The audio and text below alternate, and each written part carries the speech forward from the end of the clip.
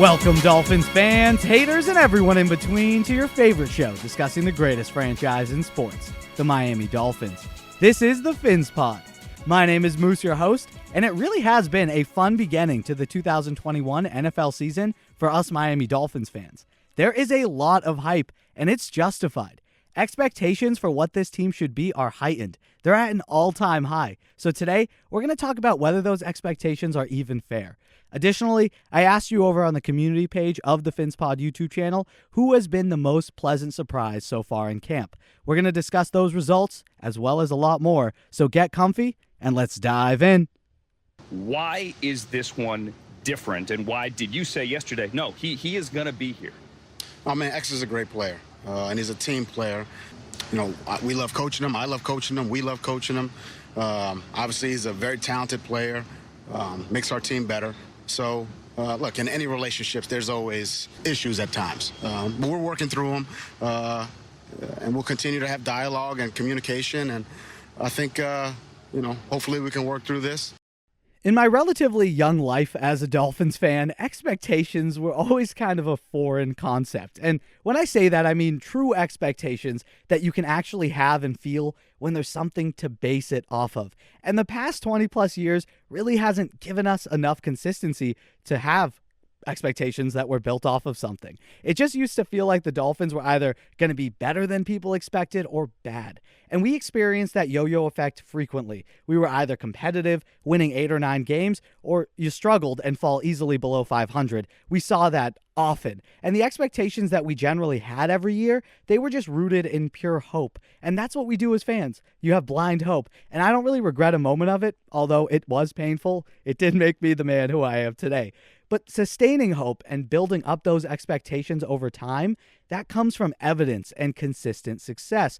In 2019, everyone and their nana knew the Dolphins were going to be bad. What you hoped for, what we hoped for as fans at that moment, was that the team was able to improve along the way and found some core developmental guys to build off of in the future. And that's exactly what ended up happening in 2019. The hope was fulfilled.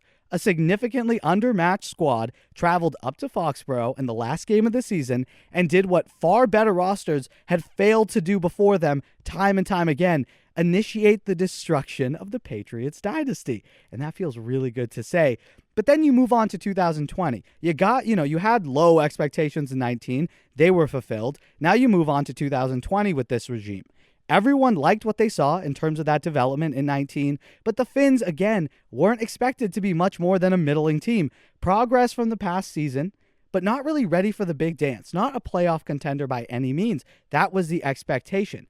But as fans, once again, and if you go back and listen to some of the episodes back in the infancy of this podcast last year, us fans, based off what we saw from Flores in 19, did feel like the team could win 9 or 10 games because the roster was so much more improved, and these guys were entering the second year in the defense, which looked to be pretty good with a bunch of no-names. But look, doubters scoffed last year, and we had sustained hope.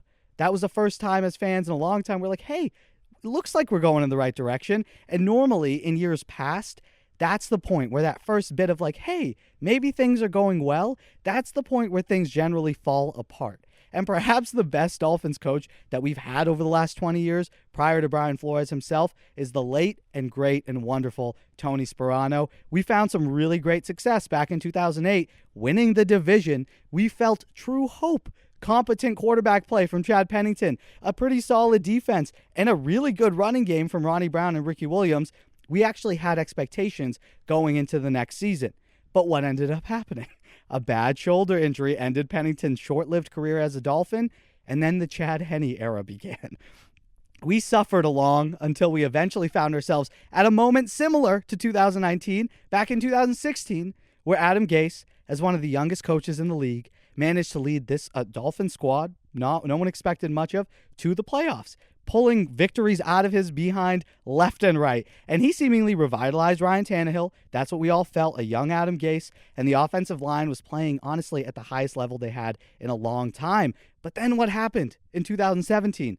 The facade of what Adam Gase was got lifted to reveal a pretty incompetent headman who could coach a little bit. You got to give him that. but he could not manage a roster of men and egos because his own was way too big. And then things just went sideways. So we found ourselves once again bruised and battered fans looking at a team who gave us hope. So going to 2019, we had expectations. Were they truly were they founded? Did they live up to expectations back then? I mean, Flores did go 5-11. That's not that great. So where was the optimism coming from last year? If you ask me, it just felt different. That 5-11 felt different. Winning in Foxborough, it meant a lot more to us than a lot of people in the NFL world may have realized. So what happened then after 19? Okay, let's do the same exercise. The Miami Dolphins surpassed almost all expectations last year, and they were knocking on the door of the playoffs while winning double-digit games and not getting in. The team didn't do it in a fluky way, right, and out of nowhere, as was done in 2008 and 2016, because back in 2008, it featured the Wildcat, which was a gimmick in hindsight, but it was one hell of a formation. And then in 2016, there was something really weird and magical about Jay Ajayi's game elevating this offense, but it really wasn't sustainable against the best teams of the league. We weren't building to anything legitimate. It was just a fun, wild ride. In 2020, the Dolphins won the right way as a team, not with a gimmick here and there, not with a crazy running back explosion, as a team. Win after win, what did people say? What did we say on this podcast? This team played complementary football, not too offensive heavy, and not just the defense, regardless of what people are saying. But all three phases, including the kicking game, contributed to Miami's success last year. And it frankly looks sustainable. Guys are buying in. So what should the expectations now be entering year 3? The playoffs, easily. They should be competing right now. That's my expectation. I don't know about you, but people said they would go winless in 2019. They did better than anticipated. People said they would win maybe 6 or 7 games last year. We got 10. Now they say we'd be lucky to get back to 10 wins, if not maybe regress a little. Bish, why? Where's that coming from? Everywhere I look, I see upgrades. I see improvements along the roster.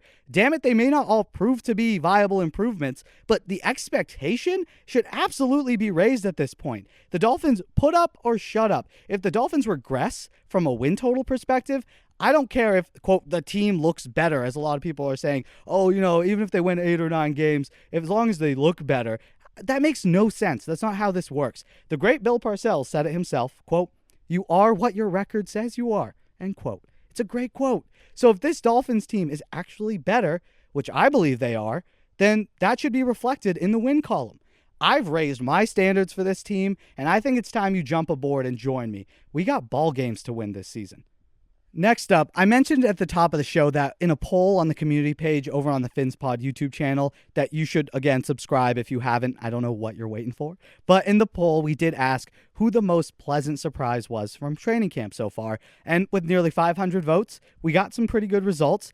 I did not have room, unfortunately, for an other tab, so apologies. But I do hope in the future you leave your full thoughts in the comments. If you do feel like the answer is actually someone else, let us know. But please, again, if you do want to vote in the future, make sure to subscribe. But anyway, in last place with 4% of the overall votes came rookie linebacker Jaelan Phillips. Now, I honestly kind of get why he came in last, although he's looked pretty good so far in camp. Physically, he's an Adonis. True judgment can't really be passed until the pads really come on. And it's harder to see flashy plays in shorts and shirts from defensive linemen until you get those pads on and you can really see a linebacker come in and blow up a run play, or a defensive end bring pressure along the edge, or an offensive guard be a freaking monster in the running game. That all comes out when the pads are on. So it makes sense that Phillips got the butt end of the votes with 4%.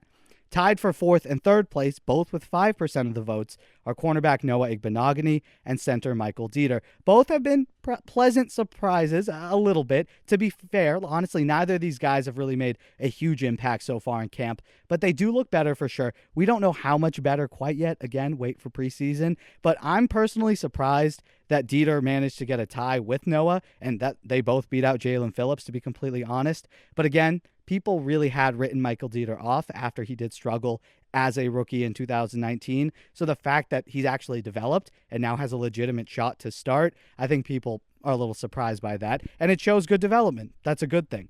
And the same thing goes for Noah Igbinoghene. People, for some reason, wrote off the youngest player in the NFL, not giving him any time to develop. So the fact that people like X, like Byron, are saying Noah's coming real hot, that's a good sign. And so far, all reports from camp, he's not getting burned left and right. It's looking a lot better than last season.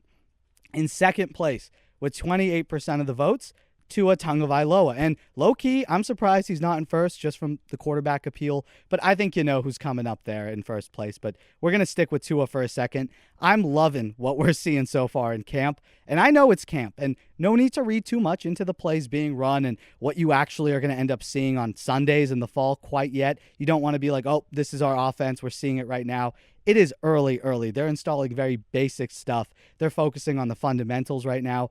I think we're going to start seeing what this offense really looks like once we get in those joint practices and then also again in those preseason games. But again, the ball is flying out of Tua's hands. The zip is back. And I don't care what the haters say. His best trait, even last year, was his accuracy, right? His pinpoint accuracy. That is what makes Tua freaking Tua. Due to his hip and then the lack of comfort in the offense too and the overall confidence, he didn't have as much zip on his throws. That's something even the biggest Tua supporters completely understand. That limits what you can do to a defense when you don't have the same arm strength and the zip. And we saw that. He couldn't push the ball down the middle of the field nearly as much. And it's a combination of his confidence in his hip, in his arm, as well as his confidence in his skill players, which were not great last year. And we saw those limits in 2020. Now, what we're seeing in camp, glimpses of, and what we were expecting to see based on who he was at Alabama, I think we're going to see a much more confident guy this year who is actually going to attack down the field. And speaking of attacking downfield, the winner of the poll, the most pleasant surprise so far in Dolphins training camp, is wide receiver Albert Wilson with 58% of the vote. And if you've been a listener to this show, you know we are big fans of Albert Wilson and fully expected him to make the roster once he was not cut around the beginning of the new year. I thought there was a chance he was out for, money management reasons, but he's a veteran. The Dolphins wouldn't do him so dirty as to not really let him find a new opportunity, a new home, when they anticipate cutting him to save that money. So the fact that they kept him when the new league year started, it's because he was actually going to be able to compete for a spot in camp. And camp is here, and he is more than competing. He's leading the clubhouse. The offseason work that he put in with Tua, we saw it on social media, but combined with his skill set too, the way he plays receiver, he's a perfect fit for what this team is trying to do. I mean, look at Jalen Waddle, the guy they took 6th overall. Albert Wilson has a similar skill set, not nearly the highest ceiling that Jalen Waddle has, but he's already kind of a more refined version of what you hope Waddle can eventually become.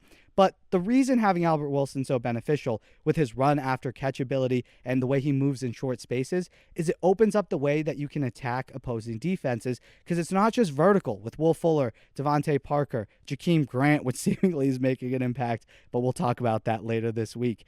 But essentially, using Albert Wilson horizontally, spacing, using his speed, him and Waddle doing crossers to just open up the coverages, specifically when dealing with zone coverages, because it creates bigger voids across the field for wideouts downfield to sit in and eventually manipulate for Tua to find. It just helps you move the chains when you're spreading the defense out in all directions. And you want to make sure that your athletes that you have out there aren't only fast enough where they're actually spreading out the defense, but they can win when it's manned up and it's not zone. You want your guys to be able to win in man-to-man situations, and that's the core of this passing attack that's going to be led by Tua. You see it by the people they've added, even guys like Robert Foster. Small, but speedy. It's not a traditional 5-step drop, play action fake, offense that we're going to see. We're going to see plays like that, traditional 5-step drop, 7-step drop. Maybe it'll be popped into the season, but honestly, few and far between. Miami's going to attack you in creative ways, using skill players to create space and then putting the ball in the hands of their playmakers in that space. And look, no worries if you actually needed to visually see the clips from camp to actually remind you that Albert Wilson is extremely explosive and can take the top off of a defense as well as catch it immediately on a quick screen, turn it upfield and run for 70 yards. I'm thrilled that he has stepped up this year following that year off due to his, COVID opt-out. And his chemistry with Tua, it's seemingly a thing of beauty. They really put in the work. And again, Nick Hicks of Perform, where Tua worked out all summer, has mentioned Albert Wilson in multiple interviews. So it's clear that he was working with Tua, which is a great sign and likely points to the fact he's going to be a part of this team. Thank you again for everyone who voted or left a comment on that poll. If you guys want to take part in these Dolphins community polls, be sure to subscribe or check out the community tab on our channel via YouTube. I also wanted to provide an overall update as to my thinking about the Xavien Howard situation. We're not going to rehash anything. We all know where things stand right now. But I don't know about you, but I feel like there's been sort of a changing of the tide. It feels like Howard's camp has sort of softened a little bit. And I say this because of what X has said himself when he spoke to the media. He insinuated that his intention is really not to leave Miami, that, the situation right now hasn't devolved to that point. Instead, he kind of makes it seem to be really all about business. And it seemed to me that he wants to stay in Miami. He genuinely loves his teammates. And honestly, I think that we had it wrong with Byron. A couple episodes ago when we broke down the Xavien Howard statement, I did go in saying, like, bro, you just threw your teammate under the bus. It's kind of been one of the national narratives too, and that's what a lot of people have kind of taken out. But honestly, from the way Byron Jones has spoken to the media and X, I bet you he had Byron's approval prior to the statement coming out. Because again, just from the way Byron spoke about it, he was clearly in staunch support for his guy getting paid. And there's no ego there. And the mutual respect between them is clear. And again, with that clear push from the players who want to retain Howard, almost everyone, without a doubt, nodded their heads. We're like, yep, X is a huge part of this defense. We love him. We hope everything works out. Like, yeah, they'll understand if the Dolphins move on from a business perspective.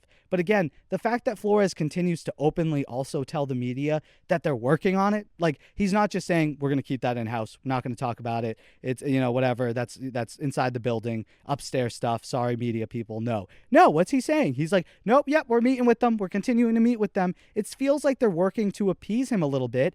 And I honestly kind of feel like a deal for this season is the likeliest outcome now. Potentially, Miami could place some incentives into his contract for this season, which would bump his salary up significantly, but those incentives would then count against the cap next season, benefiting Miami. They could shorten the length of the deal too, potentially, make it, instead of having control for the next 4 years, we have control for the next 2 years, letting him hit the market sooner. Something, I don't know, whatever, some form of compromise, I think, is going to end up being reached just based on sort of the body language and the vibes that are coming from camp right now. But the reason that I generally say this is if the trade market was as vibrant as people are saying for X, then I think we'd be hearing a lot more rumors. Schefter would be, obviously this week could be completely different. When you're listening to this, X could be freaking traded by now. But I just haven't felt like the trade market is super, super hot. Instead, the Dolphins have really given off the impression that X is untouchable. And I know they did the same thing with Tunsil. And again, if a team does offer them a crazy package, they would trade X anyway, even despite this contract dispute. If a team offered them a crazy package, they would trade it. That's sort of the situation where I think they're in now. I do not think they're going to trade him because of the contract situation, even though a lot of people are out there saying, oh, it's making it awkward, it's making it uncomfortable. So far, it doesn't seem like it is. I think X is handling it like enough of a professional, and his teammates understand the situation, and the Dolphins seem to be open about it. It doesn't feel like a huge, huge distraction at this point. But look, the fact that the Dolphins are publicly treating X like an untouchable, it's understandable. He's an elite player. So unless you're actually going to want to deal him and actually deal with him being frustrated too, then it will harm the locker room. So do something. Either trade him or get something done. But that's, again, weeks into the future. I don't think this is an issue if Miami keeps this going for a week plus. I would say once we get closer to September, if nothing's done and there's still some discontent on his side, then yeah, I really think the Dolphins need to do something. But I think that the fact that Miami is taking their sweet time, but still openly saying they want to work something out, or at least make sure he's happy, I think it points more to the fact that they're flexing kind of their power, not just to X and his representation, but to the rest of their team. Look, they want Miami, the whole roster, to know, and X, that when they adjust his deal, because I think it's coming, it wasn't done lightly. But hey, I could be completely wrong, and Miami could equally just ship him to New Orleans tomorrow, or, who knows, somewhere. But what do you guys think? Do you also feel like there actually might be a light at the end of the tunnel here, or are we just biding our time until he's out of here? Let us know in the comments below or on Twitter @PhinsPod. The last thing we're going to discuss on this August edition of the show, wow, welcome to football season, baby. Football this month. We're going to talk about Tua Tagovailoa's leadership. And I don't want to get too deep into this, but as you've likely heard, Tua did speak to the crowd of fans ahead of Saturday's open practice. He spoke eloquently, with grace, confidence. Not every single quarterback can do that. If you remember, Ryan Tannehill, he was extremely shy, and he'd only pop out every once in a while, maybe for big events. He'd come out and say something for 30 seconds. But he's also gotten more comfortable while being in Tennessee as he's gotten older. But when he entered the NFL, Miami RT17, he was an introverted guy. And look, being an introvert doesn't mean you can't be great, specifically at football. The jury's still out there when it comes to football, playing quarterback in the NFL. But generally, if you look at history, I tend to think that the best signal callers have at least the attitude, the leadership qualities, as well as the alpha mentality. It doesn't have to be rah-rah, but they got internally at least an alpha mentality, which allows them to really be great in really difficult, extremely tough circumstances. And Tua, so comfortably speaking to the fans before going out and bawling out, the fact that he's honestly been a consummate professional ever since he's entered the spotlight, going back to his days in Tuscaloosa. Regardless of your thoughts of his football prowess, he's generally got the intangibles you're looking for in a franchise quarterback. I just don't think it's mentioned enough. When we talk about intangibles, it usually ends up being at the end of someone's career. You're like, they also were first one in, last one out. Everyone gravitated towards them. In the biggest stressful moments, they were the calmest. Those things that we hear about the great quarterbacks, like Tua has those things, but people don't talk about it as they're going up. And the reason I'm saying that is because generally when someone has intangibles, and then they have a skill set, they can try to maximize that skill set when given time and coaching. And people have just ignored that that's a possibility with Tua. So I'm just pointing it out. The kid's got exactly what you're looking for in a franchise quarterback. And look, if he fails, I don't think people are going to gloat. If things do not go well, which is equally possible, this is the NFL. This is real life. Guys can just flunk, guys you don't expect. As much as I don't anticipate that happening, it can happen. And I'm not going to gloat. And I don't think most people will. He's honestly like Ted Lasso himself. The kid is just so darn easy to root for.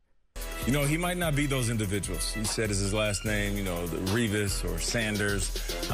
I get it, but I'm not sure how many of those guys have had double-digit interceptions in one season. Probably none. It's very impressive. I don't think that they have. I know that he's the first guy to do it in 13, 14 years since Antonio Cromartie.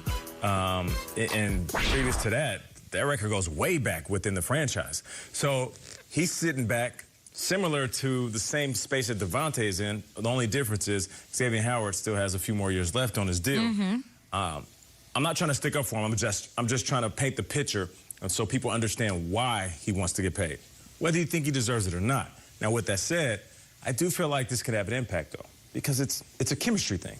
Now you have one of your leaders, a guy that you would want to walk into the locker room day one, not have a problem with the organization. And if he does, keeps it quiet, walks upstairs and talks to him behind closed doors, and then leads the team on the field. Seemed like recently this team is headed in the right direction. Brian Flores has everybody bought in. Now they're giving Tua the reins. They got rid of Fitzpatrick. They won 10 games in a season that was a little disjointed because of the quarterback situation. But if you look at from a bird's eye view, Minka Fitzpatrick was in the same situation in Miami. He wanted out. He's gone. Now Xavien Howard is like, yo, what's up? Like, I want to get paid. Like, you got to figure this out. Like, it might be an organization thing, even though the new, people in charge didn't have anything to do with Minka. I still feel like you're kind of setting a new standard if you're in Miami. And listen, I'm a players guy all the way. For those that are listening, I hope you're not saying, come on, Nate, you're trying to give the other side of the coin without showing our side. No, I'm just saying, if you're an organization and two of your superstar players are unhappy, one ended up with the Steelers and another one is very vocal on Instagram saying he wants to be traded, this is a bigger problem than it is about money. It could be a Miami thing. And I just hope that ain't the case because they're close to being successful. After a 10-win year, you don't want stuff like this happening within your organization. That's going to do it for us here today. Thank you guys so much for listening to the PhinsPod. Hope you enjoyed it as always. Thank you again to Timothy Ritchie, member of the pod and supporter of the show over on Patreon. Check that out. Links in the description or head to patreon.com/PhinsPod. Thank you all so much for the continued support. And please remember to like the video if you enjoyed the show and subscribe. Leave a review wherever it is you're listening or watching just to never miss a chance to chat about your Miami Dolphins. Remember that the show is available on all platforms via audio, Spotify, Apple, Google Podcasts, and of course on video on YouTube. Continuing the conversation with us over on Twitter and Instagram at PhinsPod. And I hope you all have an amazing day. Until next time, stay safe, everybody. Love y'all.